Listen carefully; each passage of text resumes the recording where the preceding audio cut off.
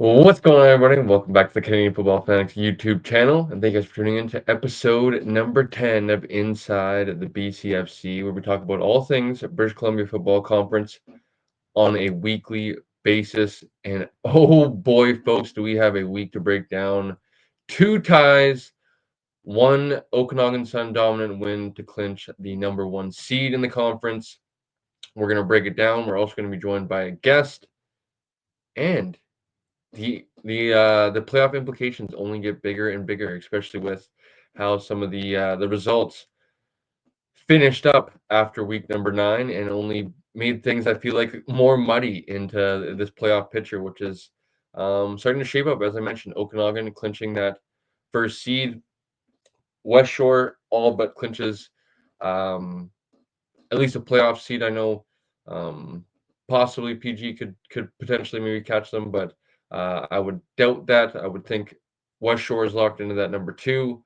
PG all but locks himself into number 3, although the tie still kind of keeps the door open for the 3 other teams below Prince George as of now. So the week, although it happened, it kind of was somewhat a wash for 2 of them, as I mentioned, with 2 ties. I can't remember any time in recent history that the BCFC has had this, or I would love to. Maybe I'm gonna have to reach out to the president of the BCFC and ask him if this has happened before and if it's on record. 2 times in the same weekend. I had the Dustin Nielsen meme out of what is happening with his great code that he does on the calls in the CFL games, because I was actually lucky enough to be over in Langley to catch that BI Raiders Langley Rams game in person, as that played out to a 29-29 tie. It was actually a really nice weekend for myself. A little bit about for the folks that do want to hear, anyways. Was able to actually go over Friday after work, take in the BC Lions victory over the Ottawa Red Blacks at home, which was a pretty exciting one as the offense went 4 for 4 in touchdown drives in the first quarter. It was nice to be back at a BC Lions game, as I haven't been to one all summer since taking on this role at the BCFC and calling games for the BI Raiders. My Saturdays have been busy, so it was nice to be back up in the makeshift press box. Although uh, it was nice to be back up in the makeshift press box, as renovations are going on at BC Place in preparation for the World Cup next year. So that was cool, but it's unfortunate because the press box gets moved to kind of an end zone view opposed to the 50-yard line view, which is much better. But that being said, all things were good because the Lions came out to a nice victory. I don't want to say a dominant victory, but a nice victory to get back on track. But let's see what this team is made of here down the stretch, and can they continue to stack victories? Winnipeg's starting to level out, so maybe that third place is still attainable. We shall see. That being said, folks, if you guys are enjoying all of our content here on the channel, please be sure to leave a like on the video, comment down below, and most importantly, of course, subscribe to the channel. When you guys subscribe to the channel, hit the notification bell. You guys get notified every single time we go live or upload a video like this one right here. So, other than that, we are going to get into, as I mentioned, a week 9 recap quickly. We are going to shift things as the time you guys are hearing this. It's going to be Wednesday morning and beyond. Try to stick with a Monday upload for as long as possible. And with, just to be perfectly honest, NFL season starting on Sundays now, kind of limits me to only really rewatching one game that day. And then Monday is kind of hampering me to record now is flag football starting for myself. Monday nights men's league flag football. So gonna adapt that and try to go with a Wednesday upload. The odd time we might give a Tuesday upload, depending on how guest schedule and availability works out. So stay tuned. But for as of now, for the last few weeks of the regular season, we're gonna go with a Wednesday upload. So stay tuned. We are gonna go with the show goes on, folks. There's not gonna be no uploads here until playoff time, as there's gonna be a ton to talk about on a weekly basis. So, um, Other than that, as I mentioned, still some stuff being worked out in the background in terms of some content for playoffs and stuff like that. If you guys would like to see anything specifically, please, as I mentioned, feel free to comment down below on the video. Let us know what you guys would like to see. But other than that, let's get into a quick Week 9 recap. And as I mentioned, we're going to be joined by a guest here today, but we'll save that here for a little bit. Let's get into it right now. As I said, I was able to take in this game live, watch the BC Lions on Friday night. I was able to stay over, um, hang around Saturday morning, and then go to the park around noon, 1 o'clock. Catch up with Tyler McLaren, as I mentioned, president of the BCFC, HK, aka Langley Mob Squad, also current running backs coach for the Langley Rams. Was nice to meet him in person. Big shout out to HK if he is listening. So to you, sir, keep on doing you. It was nice to connect with some people in person. It was nice to take in the game in person. To be quite honest, as much of a up and down game as it was, as much as obviously I do have my red and black ties being an alumni for the Vancouver Island Raiders, so at times it was, to be honest, frustrating. It was a fairly exciting game, 29-29. There was points scored, which has been a problem for the Raiders this season. They started out fast, which has been a problem for the Raiders this season. Jump over to that 10-0 lead. Langley Rams are able to, weather the storm, if you will, throw their haymaker back. They jump out to, I believe, a 13-14 nothing. Or excuse me, they end up taking a lead 13-14 to 10, something like that, after 2 touchdowns, thanks to Tyson and Reggie. And they took the lead into halftime, pretty much led the rest of the way until VI was able to kind of settle in offensively. Parker Wills was another standout. Both teams are very similar in a lot of ways, in my opinion, where a deep stable of backs, when you look at the Langley Rams with Bruce Jones, Reggie Ellie, Damon Badenhorst. You look at the VI Raiders, Rondé Lyle. They bring in, forgive me now, number 7. I don't have the depth chart on hand of the roster. They also have Parker Wills, who ran over 100 yards this game and really leaned into that to allow the play action game to open up for their quarterbacks, both Jupe and Hooper on either side. And then defensively, they're fairly strong defensively, both somewhat young, maybe the Langley Rams a little bit more so than the Raiders. Have some standout players on each side though. And then, younger head coaches that have been recently in the program as players, trying to take over and kind of shape their own identity and bring their team back to, where it was in previous years, previous seasons.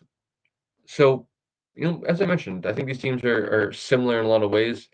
And at the end of the day, both teams are going to be really kicking themselves that they are going to not be able to get that other point, because it would have been crucial in the playoff race here down the stretch. Both teams get the single point in the tie, getting to 5 points in the standings. But other than that, as I mentioned, this was a good one to be in attendance for on the sidelines. Shout out to Tyler McLaren once again for allowing me to be allowing me to be down on the sidelines for the game. And excited for future games that I'm going to be able to be down the sideline. Unfortunately, for any of the Raiders' home games, I'll be up in the booth calling them, so I'm not going to be able to create as much content as I was from that game specifically. But who knows what will happen come playoff time. So let's move on from that one. The first tie of week number 9. And folks, I'm not lying to you. Game number 2 ends in a tie, 35-35. And this is the really one of what is happening. As I said, being in Langley for the game, was able to thankfully jump in the bus, which ended up turning into actually shout out to Marshall Cook, current wide receivers coach, former wide receiver for the Vancouver Island Raiders, former UBC Thunderbird as well, Vanier Cup champion, for allowing me to jump in his truck with him instead of the bus with the boys going back. Was able to pull up Bcfc TV. Shout out to the Bcfc TV and watch the fourth quarter ensue from Prince George, and absolute madness happen. I'm not too sure if it'll ever happen, but I definitely um, hope maybe one day it does. The stars align of getting up to Prince George to take in a game from, I believe it's Massage Place Stadium there in Prince George. The atmosphere sounds fantastic from the broadcast. The sounds you can hear from the background noise and whatnot, as well as some of the kind of the crowd interactions when they're singing along, they're really engaged throughout the game. And from what I've seen, it seems like a pretty good venue. Excuse me. So, who knows what'll happen? Prince George is pretty far, but maybe one day we'll make the trip up there to take in a game from Massage Place Stadium, as I mentioned. But this one was absolute madness from what I was able to catch, which was only the fourth quarter. So, who knows? At some point this week, maybe I'll have to go back and watch this game back in entirety and go quarters 1 through 4. That being said, I was able to catch basically the entire fourth quarter, and it was absolute chaos as the Valley Huskers led in the fourth quarter, 29-25. Um, it was chaos as the Valley Huskers were able to the Prince George Kodiaks kick a field goal to make it 29-28. They end up getting a touchdown to make it 34-29. They end up missing the extra point, or might have gone for two and missed it. I can't remember if it was Valley that went for two and missed it as well. I believe they might have both because Valley missed it as well. So Valley was ended up being down 34-29, under a minute and a half to go to start their drive. They end up Keyshawn Dorsey, tip my cap to him for leading and staying composed. What looked like to be a game-winning drive ultimately ends up being a game-tying drive, I guess you could say. Marches his team down the field, ends up punching it in for his Valley Huskers to to tie the game at 34-34, pending, or excuse me, to take the lead at 35-34. They end up going for two to make it a 3-point game. They fail to get it, so it stays a 35-34 ball game. The next kickoff, Valley kicks off. The play is blown dead for some odd reason, so it's a re-kick. They end up re-kicking off, and miraculously, it wasn't Andrew Brown, it was Myron Brown, I believe, for the Prince George Kodiaks number 88, who was able to have a fantastic return deep into Valley Huskers territory. The Valley Huskers bench looking to be just enraged of, man, how could we allow this to happen? We had them on the ropes. We were about to knock them off. And it looked like PG was about to hit the walk-off field goal with Mr. Automatic Brady Harper. Now, this absolutely kills me to say for the Harpoon and a guy that I like with the limited interactions I've had with him, but a guy that seems likable from all accounts. Brady Harper ends up missing what would have been the game-tying field goal with under 8 seconds to go in the ball game. It ends up going out of the back of the end zone for a Rouge shout out to Canadian football, because only in the CFL does this tie the game up. As I mentioned, the ball going out of the back of the end zone rewards the Prince George Kodiaks with a single, ends up tying the game at 35-35, and the Valley Huskers were not able to pull off another miracle to get any points on the board to end the game. So this one ends in a 35-35 tie in absolute madness. What is happening? Dustin Nielsen voice. It was absolute chaos. Watching it in the truck, I was obviously filling in Marshall, the driver, not wanting to distract him too much. And quarterback coach Noah Adnikoff and I were kind of watching it together, somewhat going back and forth, and just couldn't believe our eyes, especially coming from a tie game ourselves. Throwing on that game and it ends in a tie was like, man, what just happened? Especially with all the playoff implications that kind of came to both those games before they happened, and for the winner, it heightened their playoff chances, and for the loser, it arguably kind of shrank them. Now they tied, and it kind of as I mentioned, it kind of nullified the week in a ways. It was some ways a wash. So other than that, it's going to be curious to see how things play out here from here on out in terms of these ties throwing, I don't want to say a huge wrench into things, but they definitely throw a kink into the playoff picture now in terms of every game from here on out being bigger and bigger. and you can't slip out. You can't slip up anymore if you're those three teams.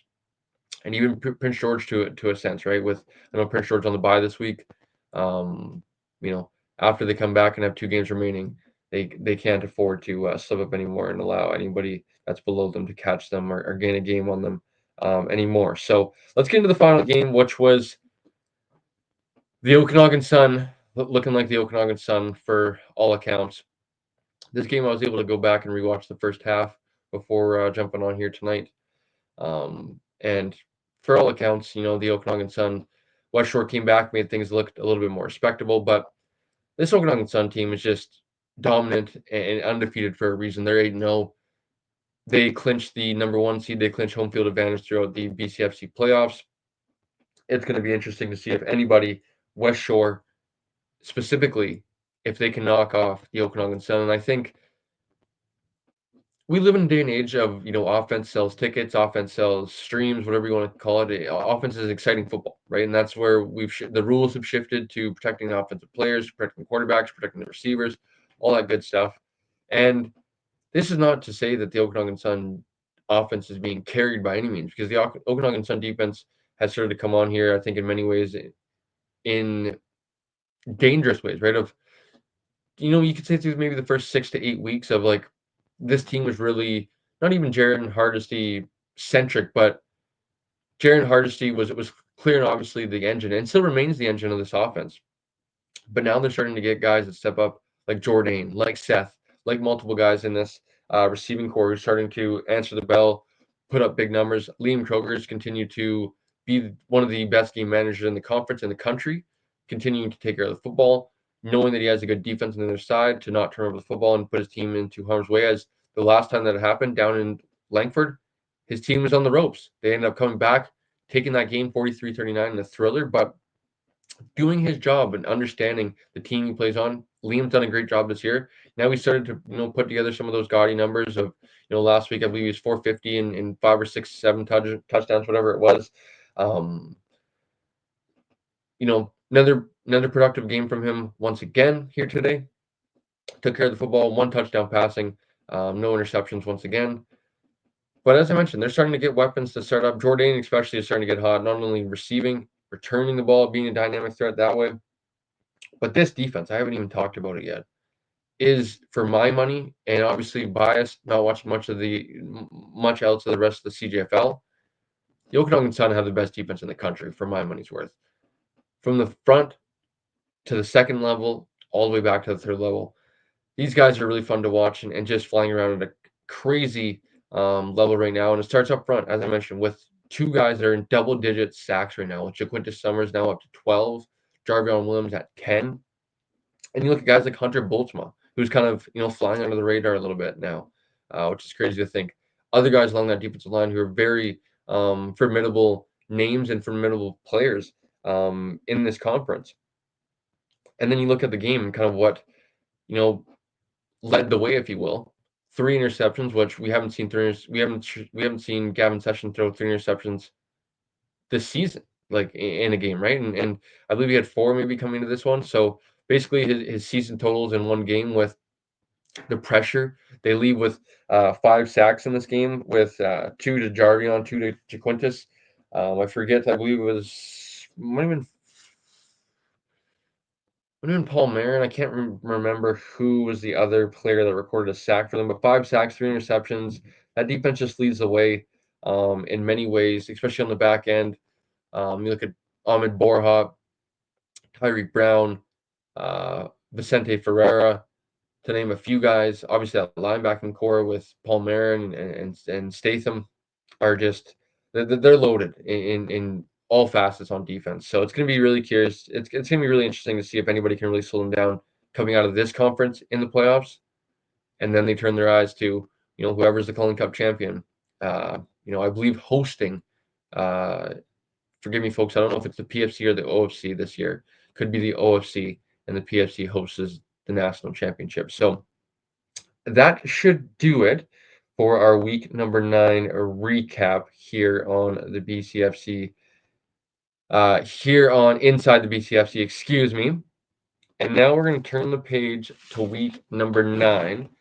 Before we do, because we're going to go over standings, we're going to go over some remaining schedules and playoff implications a little bit more to end the show. We're going to be joined by a guest on today's episode of Inside the Bcfc number 10, episode number 10, excuse me, folks. What I'm trying to get out. What I'm trying to say is, I believe he's nicknamed around the Langley area Agent Zero. We're going to be joined by linebacker Sean Cullen on today's episode. Sean's going to join us for about 15, 20 minutes, not too long, as this is actually a little bit of a later night episode here. As hopefully maybe my eyes aren't too baggy quite yet, as you know, the mornings kind of come fast and the nights get long sometimes here on the channel. I'm trying to edit things, upload things. We're gonna try to upload this basically right after we record with Sean and kind of finish things up tonight. So I'm excited to sit down with Mr. Cullen, linebacker for the Langley Rams, veteran now, third year with the Langley Rams, if I'm not mistaken. So let's send it over to that interview right now. All righty, joining me now as Langley Rams linebacker, one Sean Cullen. Sean, thanks for joining me, buddy. How you doing? I'm doing well. How are you? Doing really well, man. Excited for this week as we ran into each other on the field on Saturday, and Yep. was interested to chat learn a little bit more about you, kind of spotlight you as well. But as we just chatted about off camera, you're fresh off the practice field. Yeah. How's the day been? It's kind of like I feel like the long days of the year are here. Yeah, no, it's definitely long days for sure, but all the boys are fired up, especially coming off a tie. So, like everyone's pretty like pissed off, but also like happy at the way we played at the same time. And then yeah, ready to work. You know, we didn't win the game, so I think that's kind of the main focus. We didn't actually win the game, so we gotta sneak out, gotta get a win against Okanagan and have our best day on Saturday. So now I believe this is year number 3 with the Rams, if not mistaken, correct, Sean? Yes, sir. So you're somewhat of a veteran now, and Yeah. the position you play obviously very physical. As I mentioned, at this time of year, man, it's like it's almost past the dog days of the season. How's the body feeling? How's kind of the mind feeling at this point? As I guess maybe people aren't aware. Maybe you're also a student athlete, so it's like I feel like the full-time grind is here. Yeah. The bo- bodies are all banged up. I know, as I'm sure everyone in the football world knows, as you get into week 8, 9, 10, the body gets quite beat up. So nothing we can't manage. But mentally, I think, it's all really good. Just we know the spot we're in. And I think big emphasis for us is like pressure's a privilege. And to be able to be in the situation where we're fighting for a playoff spot, we got massive games coming up. um, it's exciting. It's exciting to be like under pressure and having to go out there and perform. So with yourself on defense, obviously a lot of the times people say, quarterback of the defense, you playing linebacker, and obviously look at guys like you and CJ. You can maybe even say Cam, maybe some of the more veteran guys on defense. But you're mostly a younger group on defense. How important is that to you to kind of like I asked this to CJ of like not only like lead with your kind of leadership, your voice, as I know you're more of a vocal guy, but as well as like lead by example and kind of some of the stuff you guys do on the field and kind of take pride of like showing the next generation of Rams kind of the Ram way, I guess you could say. Yeah. Well, I mean, I take really, really big pride in that. And like two of our starting linebackers right now are both 17 and 18 years old. So it's Riley McDonald and Cade Handy, both of them studs. But experience is a very, very important thing, and they don't have much of it. So take them under my wing, show them the ropes, and just make sure they're always right. With the playbook coming from high school into post-secondary football is always pretty different. And yeah, guys like CJ, guys like Cam, and then even our nose tackle Travis. Like we're all leaders on the defense, but as you said, we're all still fairly young. We only have, I think, one or two fifth years starting on the defense. The rest of us are like either third or fourth years, and for CJ, it's only his second year. So as we were talking about, you're a fairly highly touted player in the league and have been been able to take advantage of some opportunities that have been given your way with, BC Lions E-Camp, been able to go to that, I believe, in 23, 24, as well as represent Team Canada, Yeah. which is, I feel like, pretty cool. How have you been able to utilize those opportunities to feel like to, develop your game as a football player? Just extra opportunities to play football and learn from different people. I think, I learned from the linebackers coach out at Team Canada was from Concordia. So learn how maybe things are done in the RSEQ. And, I've played in youth sports as well, like learning from Manitoba, learning from Team Canada, and then the E Camp. Yeah, it was a very valuable lesson. It's good to get the testing in, know where you're at, like athletics wise, strength, all that stuff, how you match up to other guys, other CFL players, youth sports players. So I think all that stuff just really adds into, like, especially in the off season, what goes in to having a successful season. And it's just all about experience, in my opinion. Playing with linebackers from around the country, coaches around the country, hearing different opinions, different techniques, and all that stuff. So as you said there, you already have went to the University of Manitoba, experienced youth sports football, as well as being a student athlete and coming to the Langley Rams. You didn't also quit on being a student athlete. You've continued to go to school and be a student athlete, and maybe talk a little bit about that of like the grind of being a student athlete, kind of keeping your eyes on the prize as well. Like I know we talked on Saturday as well, like maybe, you know, future opportunities being out there and kind of staying in your keeping your education going and like a day-to-day life of you of like getting up, waking up, getting some breakfast in you, I'm sure getting to class, multiple classes throughout the day, having to study, having to recover and stuff like that, get the body ready to play on Saturday and then go to practice. And here we are, it's 10:30 at night. I'm sure you're going to Yeah. go home, try to get a little bit of a bite to eat, maybe Yeah. home, maybe like bed by midnight. And it's like Groundhog Day, right? I believe is the saying, right? And you do the same thing over and over again. And just talk a little bit about that, man, because it is a grind. And I feel like a lot of the time the CGFL stigma is like, oh, it's the kids that aren't good in school, or they kind of neglect school, that type of stuff. And you obviously handle your business on the field as well as off of it. Yeah. Um, I love the grind. I like school. I like, my field of study. And it's definitely a grind, as you said, late practice ends at 10:15, 10:30, getting home, and, you get adrenaline from practice. By the time you're actually asleep, it's 12:30, 1 sometimes. You got to get up for class in the morning. And it's just, yeah, it's that cycle. You do the same thing every day.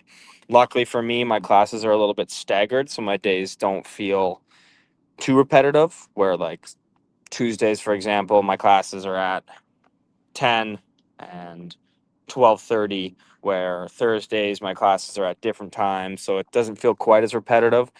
Still have some time to go, like, maybe get a lift in, go home, have a nap, eat proper food. That's the main focus for me. I got to eat well throughout the day, because if I don't get to practice, especially we have meetings 6:45, and then we're on the field at 8, and then we're on the field till 10:30. It's like I start to feel pretty run down when I don't eat properly, especially being an athlete, and that's when I feel my body starts to feel the worst. Yeah, so I'm curious, talk a little bit about you now more specifically. I'm sure there's going to be a fair share of Langley Rams fans that tune in, but there's also going to be, I'm sure, fans from other teams that tune in. For those that maybe don't tune into Langley Rams games, occasionally, or maybe haven't seen your game yet, Sean, how would you describe maybe your game to fans out there watching, as well as maybe like, is there any linebackers that come to mind for you, like as a kid growing up, that maybe you had in your game after, or even didn't pad your game after, just kind of like some of your favorite maybe linebackers to watch growing up? I think the way I model my game is, I think my head coach and defensive coordinator would back me up on this, is my brain, my football IQ. I use that to my advantage. I think I have a really high football IQ. I'll use that to be in the right position to make plays. I mean, I think I'm fairly athletic, but I'm not fully athletically gifted, where like I can put my body in positions to make plays without having to think as much. So, yeah, it would be my football IQ, and I definitely two linebackers that I model my play after. First one would be Luke Kuechly. I think one of the greatest of all time. Big football IQ guy. Obviously, he was strong and he was a dog, but really used his brain. And then as a 49ers fan, I'm gonna have to say Fred Warner. I think he is the greatest of all time. He is just unreal. Flies around, uses his smarts and just goes at full speed everywhere he goes and just smacks people. Yeah, but two guys that are very talented, fun to watch as well. So Yeah. I'm curious, Sean, of you having ties to University of Manitoba, playing linebacker, coming back to Langley to play. Obviously, your head coach having ties to the University of Manitoba, a former alumni as well, and him stepping into his first year as head coach. Kind of maybe just talk about your head coach a little bit and Cole Barron and kind of maybe what he means to you, the program, and kind of maybe with this first year as head coach and kind of what your thoughts have been. I think there's been things online, things behind the scenes that people have talked about. And, I've seen things saying what happened to the Langley Rams. They thought they were supposed to be this crazy good team with all this crazy good, new head coach and everything. And a lot of people got to realize he's like a 25, 26-year-old stepping into his first year as a head coach. Nothing's going to be perfectly smooth. And I think the things that he's had to handle as a young head coach, he's handled it absolutely perfectly. And one thing about him is he is a player's coach. He will do anything for his players. When there's disrespect towards his players, doesn't have any of it. He wants what's best for his players, and he will die for his players. That is one thing that he absolutely will do. And the football mind in Coach Cole is just next level. That he's installed stuff for our offense. He's our defensive coordinator. He has our whole entire scheme, our whole entire playbook. He's done stuff with special teams. He's all over the field, working with quarterbacks, linebackers, D line, O line, running backs, receivers. He stepped into a massive role at such a young age. I think he's just done an incredible job.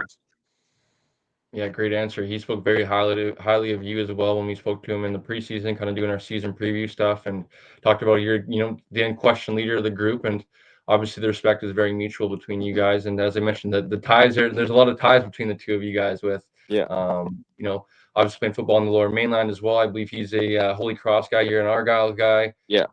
So very cool to see. Last couple for you here, Sean, before we let you go, buddy.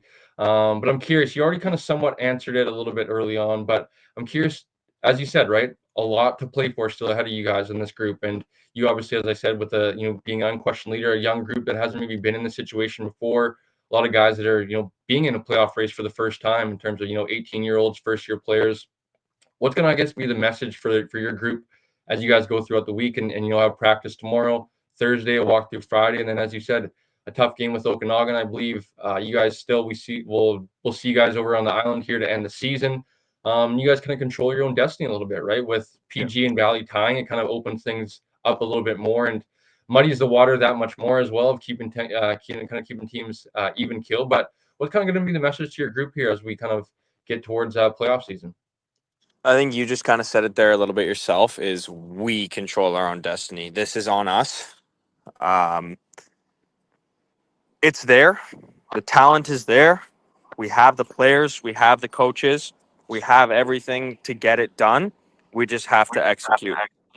And we have to play with 100% effort. I think there's been a couple games, a couple weeks maybe where that lack of effort hasn't been, it's not been the greatest. So we need to come out there, get into Okanagan on Saturday, and we have to do anything to win. A big thing that we've been saying is win at all costs. Anything we have to do to win, we got to get it done. And I think it's starting to click. I mean, we saw it a little bit on Saturday, even though we didn't sneak out the win. It's the best our offense has performed all year. And shout out to those guys. They were fighting. They were running. They were running the ball really well. Bruce, Reggie, dogs. We get Damon Badenhorst back this week. Also, just an absolute dog. So we got a bit of a three-headed monster there. And yeah, if they can just keep running the ball, um, it's hard to stop a team that just consistently runs the ball on you. And then on the defensive side of the ball, we just got to be stout in everything we do. Coverage, run game, linebackers, D line, DBs. Everything we do has to be perfect. Our leverage has to be perfect. Our tackling has to be perfect. And we have the ability to do it. We just got to go out there and execute it. And that's all there really is to it. Awesome, Sean. Great stuff, buddy. Really great answers as well. And as somebody that follows the league or covers the league, whatever you want to call it, man, really big fan of your game.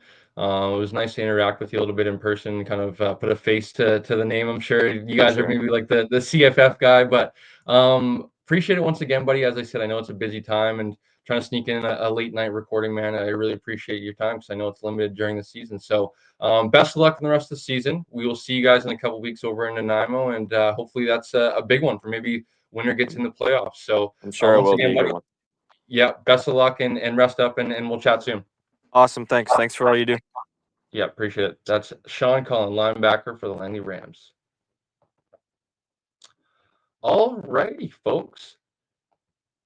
Let's talk about some playoff implications here before we get out of here. Talk a little bit about the standings, and then we will put an end to episode number 10. Once again, shout out to Mr. Cullen, Sean Cullen, Agent Zero, I believe is what they call him in Langley, Langley Rams linebacker, for coming on the episode here tonight, chatting a little bit about his team season, himself, and his goals and the grind of being a student athlete in the Bcfc. So let's chat about this playoff race because, oh boy, did week number 9 kind of put a huge kink into things and just mess it all up. And it's going to be interesting because not only the parity on any given week, but the matchups here are going to really just throw things for a loop. So let's start with the standings, and then let's go into the playoff scenarios and how the playoff tiebreakers work in the BCFC according to the BCFC website. So let's go with, obviously, as I mentioned, the number 1 seed clinched for home field advantage the rest of the way. The Okanagan Sun at 8-0. At number 2, the West Shore Rebels at 6-2. At number 3, the Prince George Kodiaks at 4-3-1. At number 4, the Vancouver Island Raiders at 2-4-1.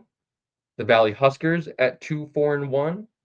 The Langley Rams at 2-4-1. So we had a 3-way tie from 3 to 6 going in, 4 to 6 going into the week, and we leave the week deadlocked at a 3-way tie at 2-4-1.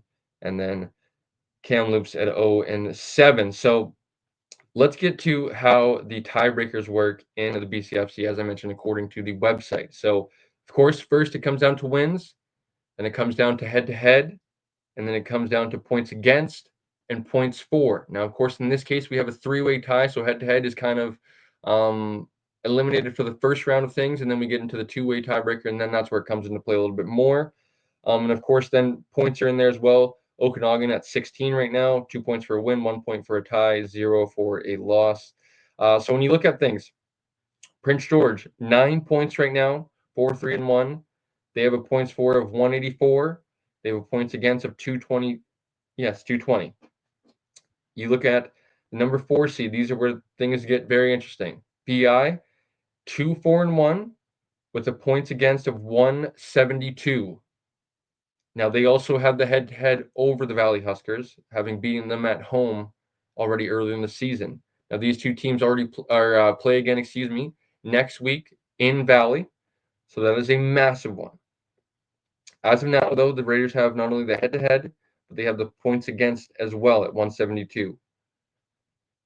Now, in the 5th spot, at 2-4-1 is the Valley Huskers, as they beat the Langley Rams a few weeks ago, and they have also a lower points against at 192 than the Langley Rams, as Langley sits in 6th at 2-4-1 with a 211 points against. So that's how tight things are, folks, in the race, and this is what I'm going to leave you with in terms of the playoff picture. Now, when you look at how tight things are right there, we'll start with BI, who plays West Shore this week at 2-4-1, ahead of Valley and Langley. So where things get interesting is that the Valley Huskers play the Kamloops Broncos. Valley likely to get their 3rd win on the season. which would mean VI, if they're unable to get a victory over the West Shore, would fall to the 5th place spot. The Langley Rams playing up in Okanagan, that's going to be a tough one. I'm curious to see how they come out of that one, especially it being up in Okanagan. Not, maybe ideal in a playoff race, but at the same time, desperate team versus a team that maybe takes it out of gear. Can Langley go in there and shock the BCFC world, the CJFL world?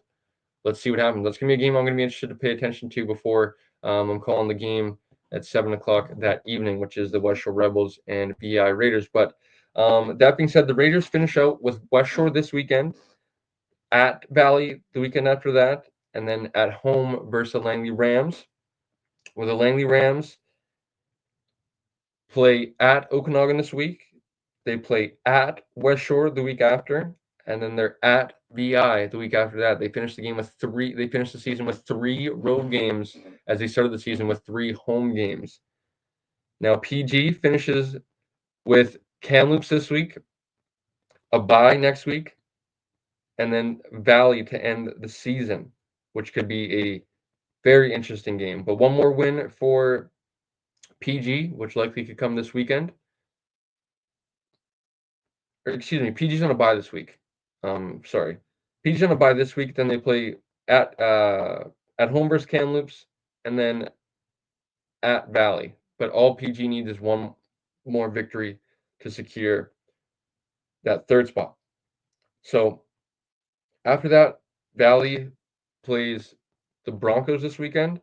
They play VI at home, and they play PG at home, which who knows what PG could have to play for at that point in the season. So things are very muddy, dirty, whatever the word you want to describe it as.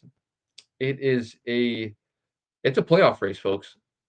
And it's going to be an interesting one to see who likely comes down to 1 through 3 are likely set at Okanagan, West Shore, and PG, depending what happens to PG.